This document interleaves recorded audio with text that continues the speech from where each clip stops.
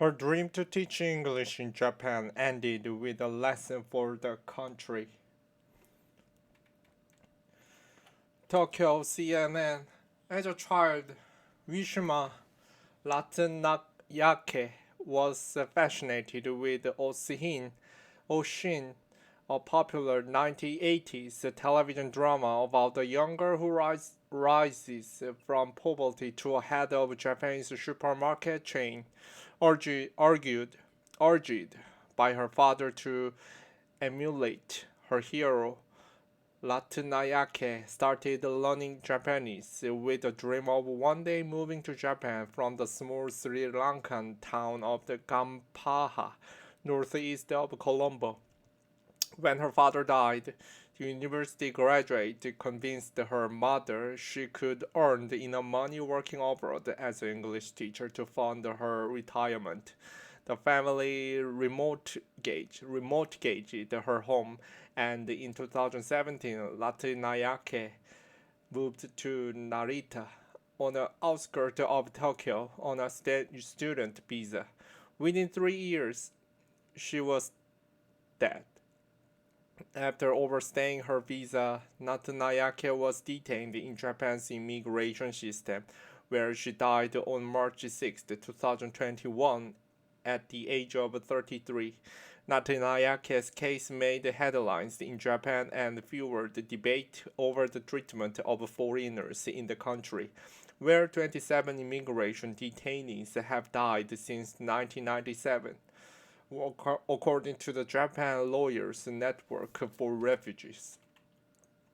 Her death has also exposed the lack of transparency in the system where people can languish for years with no prospect of release, a system that her sisters were now campaigning to change.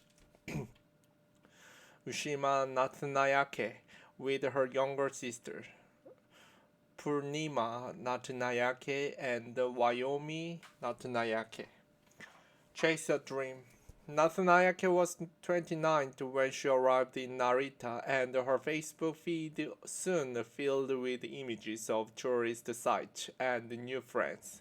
From Sri Lanka, her younger sisters, Wyoming and Purnima, heard she was attending language classes and seems to be happy.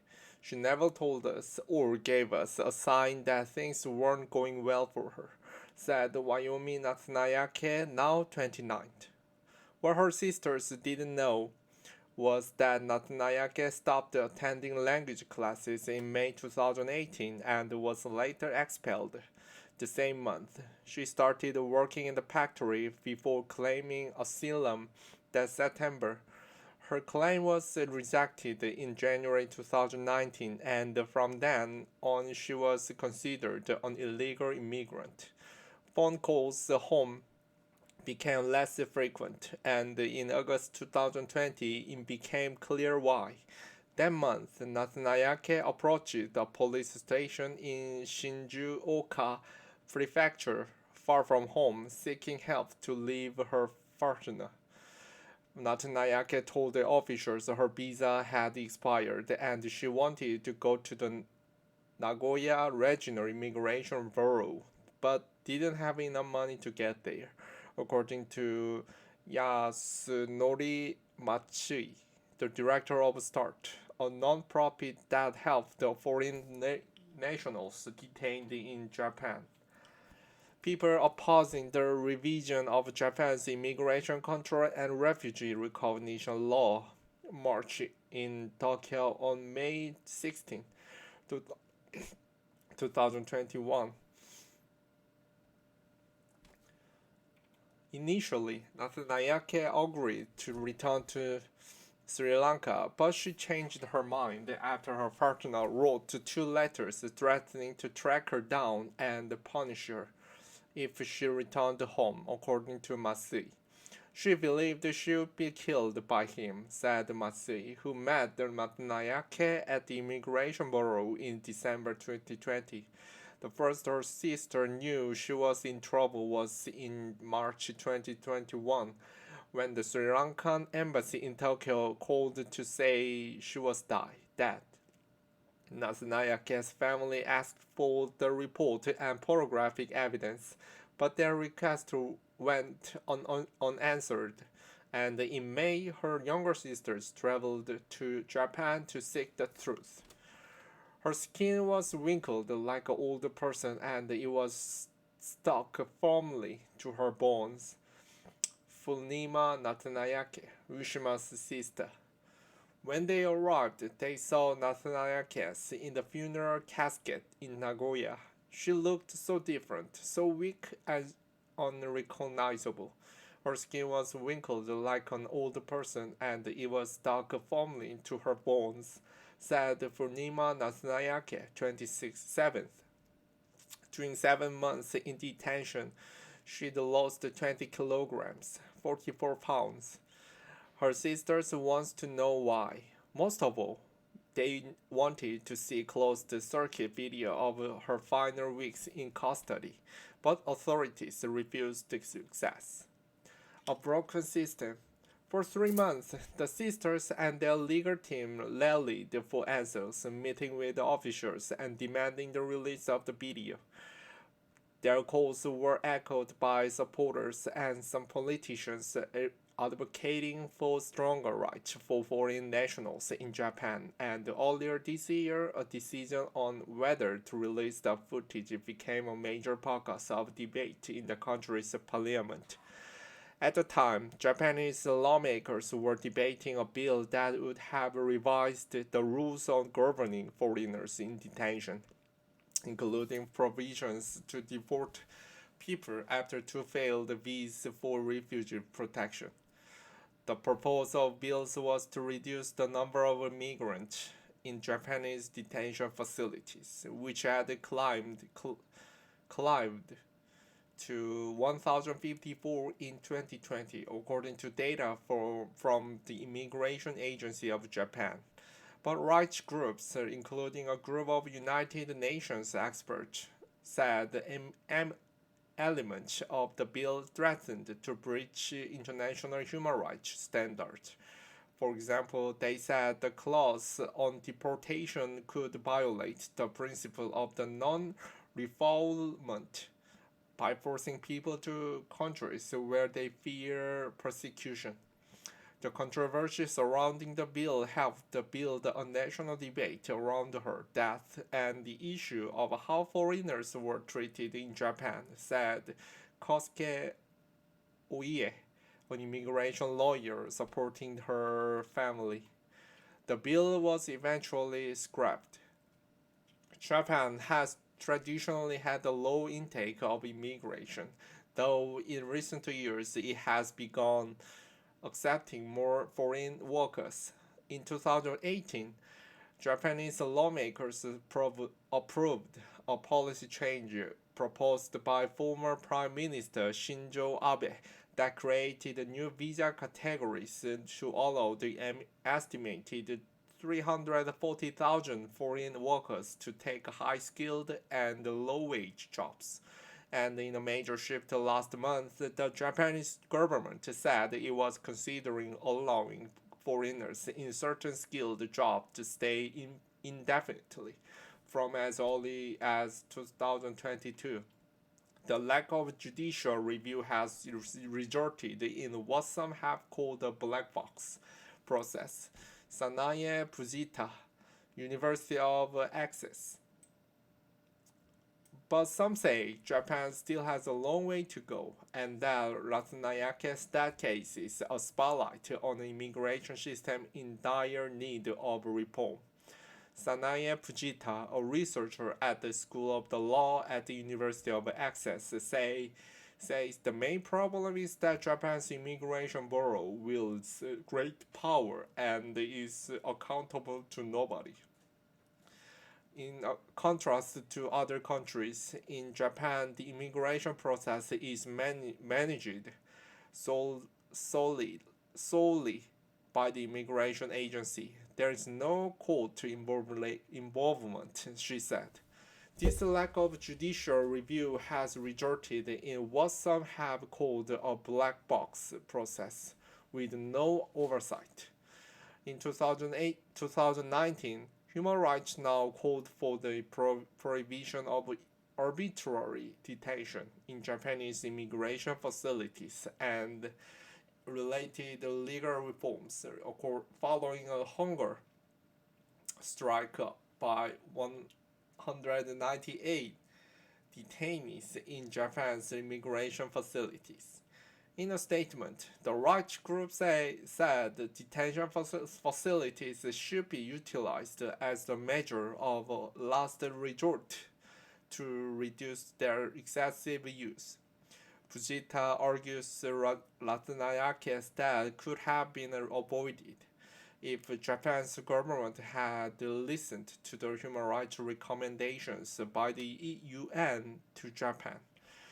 They included imposing a maximum period of detention and allowing detainees to seek an independent review of their case.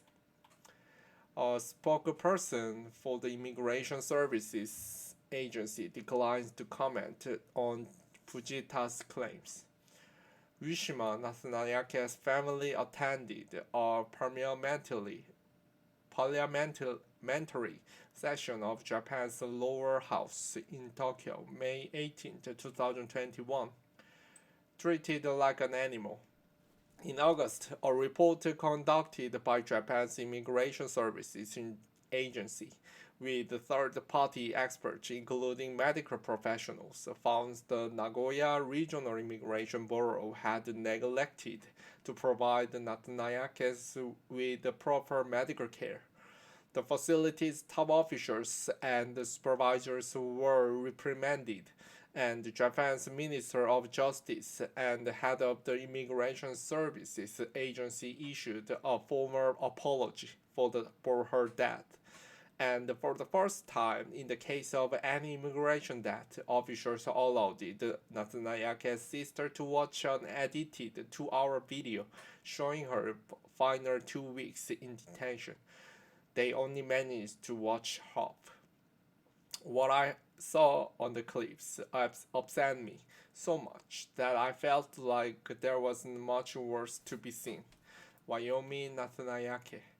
Furnima Natsunayake said the video made her physically sick. Wyoming Natsunayake told the reporters straight after the viewing that the clips showed her sister falling from bed and girls laughing as milk ran from her nostrils. In the video, the girls told Wishima to get up by herself. Her repeated calls for assistance went unanswered as the girls urged her to get back on her bed herself. She tried to get their attention but was ignored. Wyoming Natsunayake told CNN. Certain sections were edited, suggesting officials were hiding the truth. She said, "What I saw on the clips upset me so much that I feel like there was much worse to be seen."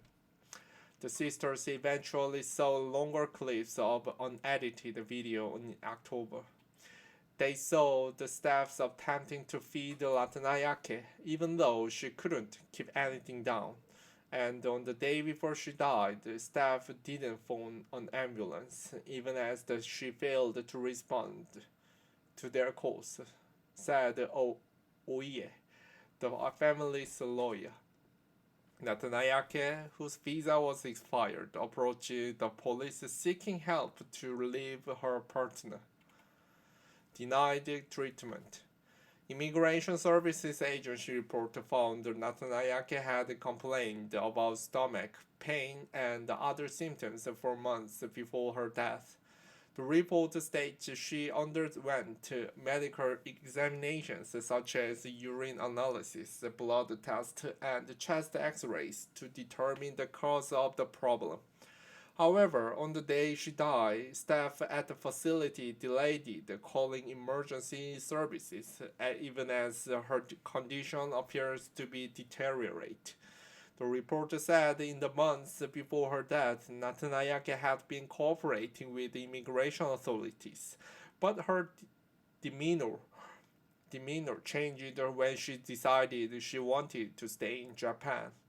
The report alleges supporters had told her it would be more likely she'd be placed on provisional release if she was sick, a claim detainees advocate Masui refute. Pro- Provisional release allows detainees to live in the community while they await deportation.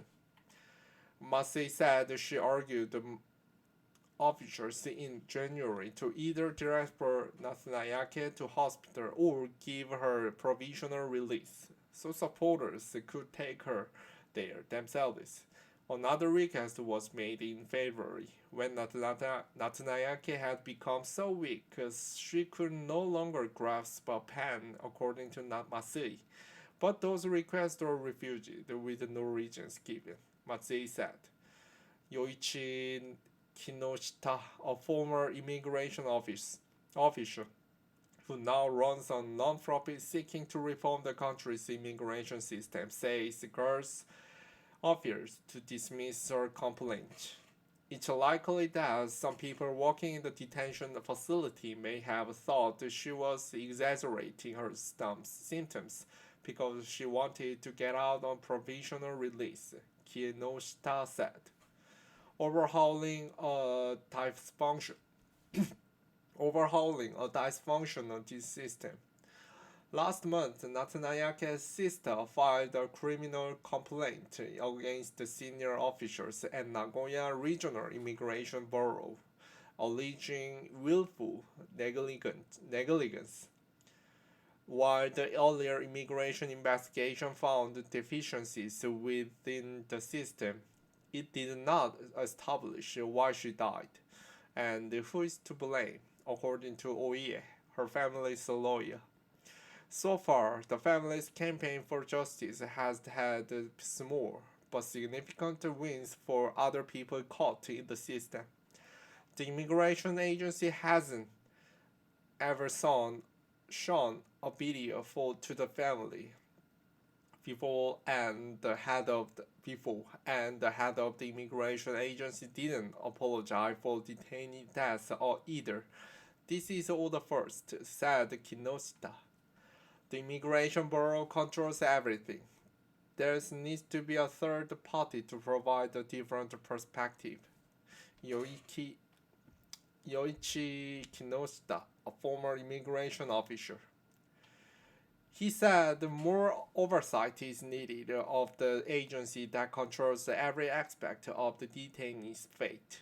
The Immigration Bureau controls everything from the visas for foreigners, their detention and deportation, and their provisional release.